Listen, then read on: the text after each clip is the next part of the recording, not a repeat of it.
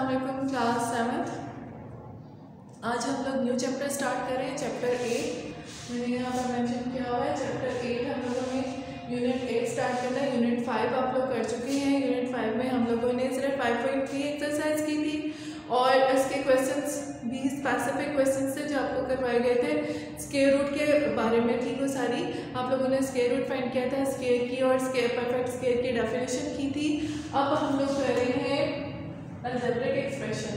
अब हम लोग अलजेब्रा स्टार्ट कर रहे हैं मैथ्स में, ठीक है। अलजेब्रा कहाँ से स्टार्ट हुआ था? अलजेब्रा स्टार्ट किया था अल-ख्वारिज़मी। अल-ख्वारिज़मी कौन थे? अरबिक मैथमेटिशियन थे, ठीक है। और इन्होंने अलजेब्रा को जब बनाया अलजेब्रा को, क्योंकि कुछ ऐसी प्रॉब्लम्स आ गई थी जिनके सोल्यूशन नहीं निकाले जा रहे थे, जो कॉम्प्लिकेटेड थी, जिनको नहीं फाइंड नहीं किया जा रहा था, तो तब अलजेब्रा का बनाया गया, अलजेब्रा को इजाद किया गया। उनकी बुक है हिसाब-उल-जबर, बहुत ही फेमस बुक है और यहाँ से ही नेक्स्ट जितने भी टॉपिक्स चले हैं वो इसी बुक से लेकर आगे चल रहे हैं, ठीक है।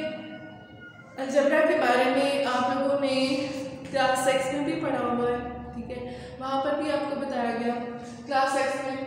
वहाँ पर आप लोगों ने क्या किया था कि उसके बारे में बेसिक इन्फॉर्मेशन थी, वेरिएबल्स की और एक्सपोनेंट्स की थी, और उनका सोल्यूशन कैसे सॉल्व करना था, एवेल्युएट किया था उनको, ठीक है।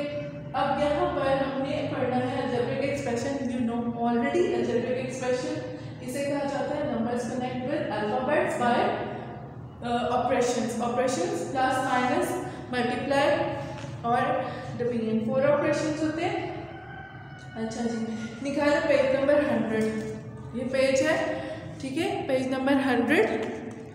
और ये मैं डेफिनेशंस आपको अंडरलाइन करवाऊंगी, ये आप लोगों ने कर ली। नंबर 1 पे पहले यहाँ पर अलजेब्रिक एक्सप्रेशन का उन्होंने बताया हुआ है।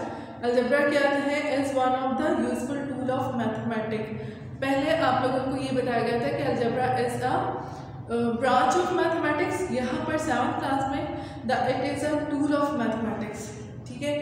नेक्स्ट आप यहाँ पर आ जाए डू यू नो के अंदर है algebra is an Arabic word which means bringing together broken parts. इसको हाईलाइट कर लें। अलजेब्रा का मतलब क्या है? ब्रिंगिंग टुगेदर ब्रोकन पार्ट्स, टूटे हुए हिस्सों को इकट्ठा करना, जोड़ना, ठीक है। नेक्स्ट आ जाए लिटरल्स। हमारे पास क्या है? लिटरल्स। यहाँ पर लिटरल्स किसे कहते हैं? ऐसे अल्फाबेट्स। यहाँ पर एरिया का फॉर्मूला भी मैंने आपके पास, area is equal to area of a rectangle, length multiply by breadth. Length के लिए L यूज कर रहे हैं और ब्रेथ के लिए हम B यूज कर रहे हैं। ऐसी वैल्यूज, ऐसे अल्फाबेट्स जिनकी वैल्यूज हमने फाइंड करनी होती है, दैट इज कॉल्ड लिटरल्स, ठीक है। और वो हमारी जो वैल्यूज है वो हमने फाइंड करनी थी, ठीक है। द लेटर्स और alphabets that we use to represent unknowns are called literals number, ठीक है। जो अननोन होती है वैल्यूज उनको हम कहते हैं लिटरल नंबर्स, ठीक है, that is called literal numbers. अच्छा जी, नेक्स्ट आ जाए constant. A symbol having a fixed numerical value constant है। कांस्टेंट के अंदर जो हमारी फिक्स्ड न्यूमेरिकल वैल्यू होती है, मींस 1 2 3 4, इन वैल्यूज को हम चेंज नहीं कर सकते, दीज आर फिक्स्ड। 1 का मतलब क्या होता है? 1, ठीक है। 2 का मतलब क्या होता है? 2 ट्रायंगल्स, दैट इज 2।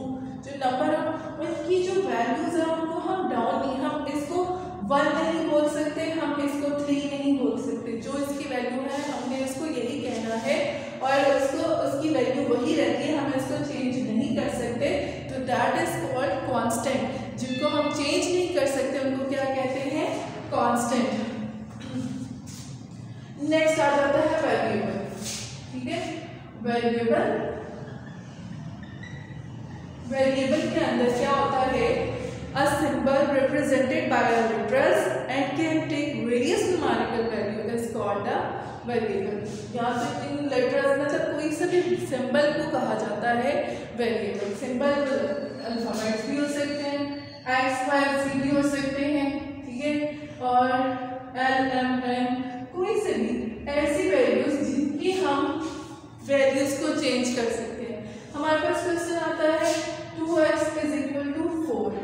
यहाँ पर हमने x की वैल्यू फाइंड करने के लिए आप क्या करते हैं, 4 को 2 से डिवाइड कर देते हैं, x इज इक्वल टू 2 हो गया, ठीक है। अच्छा, नेक्स्ट क्वेश्चन आता है 3 plus x is equal to 5।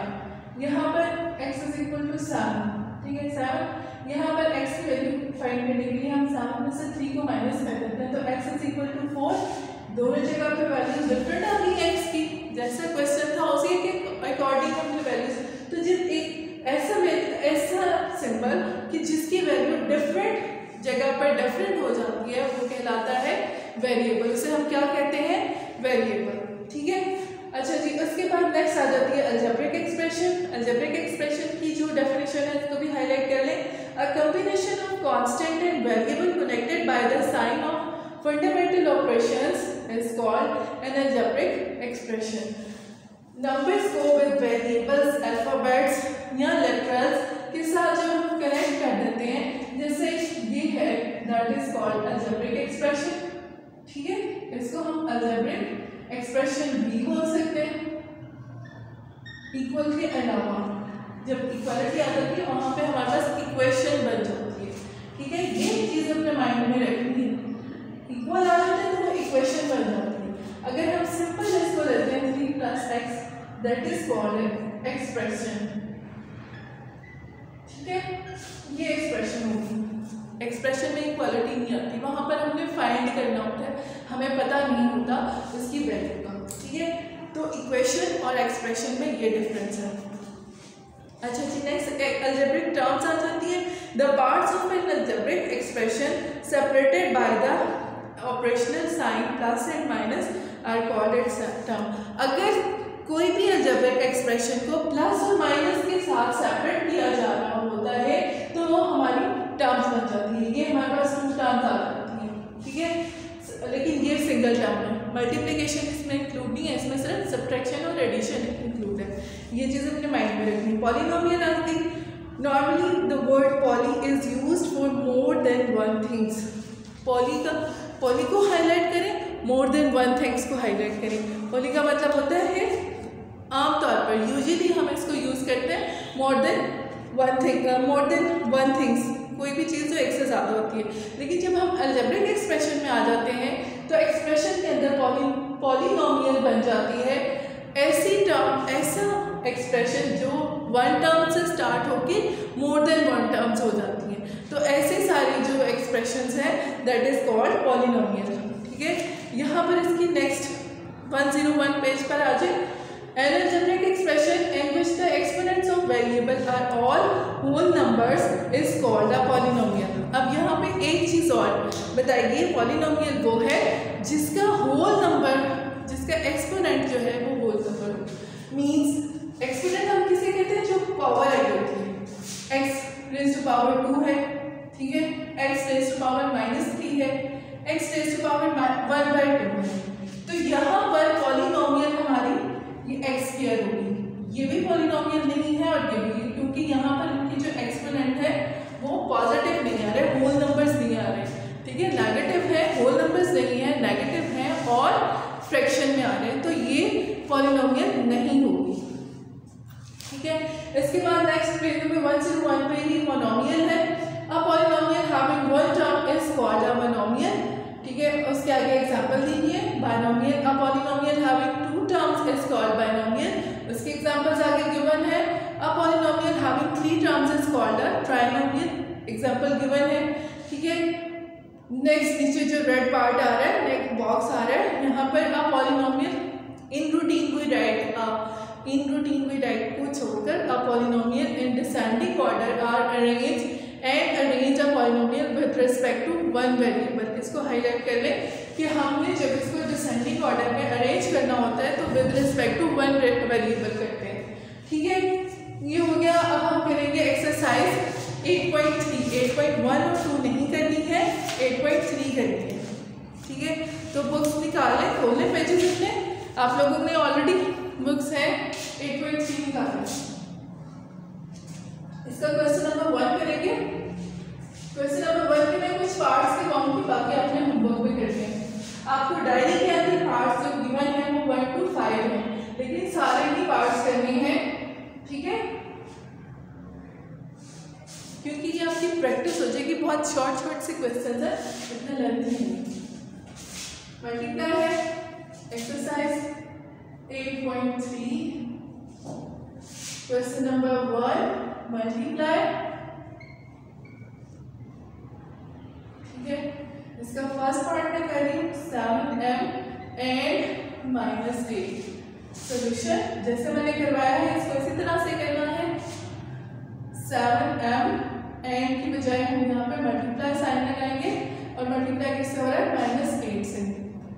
7 को मल्टीप्लाई करेंगे -8 से, क्योंकि नंबर्स को हम मल्टीप्लाई करते हैं नंबर्स के साथ, और जो वेरिएबल है वो साथ लिखा जाता है। 7 8 are 56, ये माइनस था तो -56 हो जाएगा और n उसके साथ हो गया ये। नेक्स्ट क्वेश्चन नंबर 2 देखें। क्वेश्चन नंबर 2 है 2ab and 3a² b²। Solution 2ab and की बजाय यहाँ पर मल्टीप्लाई, क्योंकि हम मल्टीप्लाई कर रहे हैं तो मल्टीप्लाई का साइन आ जाएगा। नंबर्स को नंबर्स के साथ मल्टीप्लाई करेंगे और वेरिएबल्स जो उनसे हैं वो वेरिएबल्स के साथ मल्टीप्लाई होंगे। अच्छा जी, अब यहाँ पर वेरिएबल्स 2 3 are 6। यहाँ पर एक और चीज़ आ गई, हमारे पास 2 वेरिएबल्स आ रहे हैं ए बी और A B. A is different variable, B is different variable. तो ए की यहाँ पर पावर 1, यहाँ पे ये सिंगल है, पावर 1 होती है, यहाँ पे दी गई। जब हमारे वेरिएबल्स मल्टीप्लाई होते हैं ना, तो जो सेम वेरिएबल होते हैं उनकी पावर्स ऐड हो जाती है। ये हो जाएगा 1 + 2 ए की, और बी की वैल्यू भी 1 + 2 हो जाएगी जो पावर है, ठीक है। यहाँ पर हो जाएगा 6a³ b³। ये इसका आंसर आ गया, ठीक है। Next question number 3। Question number 3 कर रहे हैं जी। तो क्वेश्चन नंबर 3 में हमें कहा गया है 4xy को मल्टीप्लाई करना है हमें किसके साथ, 2x² y के साथ। सेम यहाँ पे 4xy मल्टीप्लाई 2x² y, ठीक है।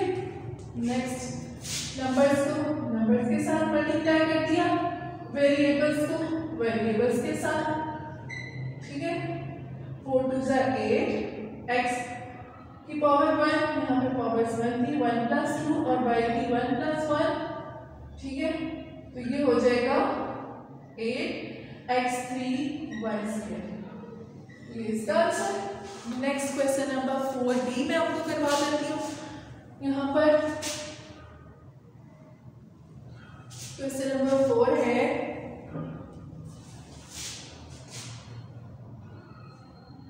-4ab and -2bc। यहाँ पर हमने मल्टीप्लाई करना है -4ab को मल्टीप्लाई करना है -2b और c से। नंबर्स को नंबर से मल्टीप्लाई करेंगे, -4 मल्टीप्लाई बाय -2 और ab मल्टीप्लाई बाय bc, ठीक है। माइनस और माइनस प्लस हो जाते हैं, 4 2 are 8 प्लस, और यहाँ पर हमारे पास a के साथ क्योंकि दूसरा और कोई भी वेरिएबल a नहीं था तो a सिंगल आ गया, b की 1 + 1 ये भी है और ये भी है, और c भी सिंगल था, तो ये हो जाएगा +8ab² c, ठीक है। ये इसका आंसर हो गया। अब आप लोगों ने क्वेश्चन नंबर 4 मैंने कर दिए, 4 आप लोग करेंगे। Do homework 5th to 9th, ठीक है। 5th to 9th ये आप लोगों ने करना है। इजी है, बहुत इजी है ये क्वेश्चंस, आप लोग इसको कर लीजिएगा, प्रैक्टिस हो जाती है।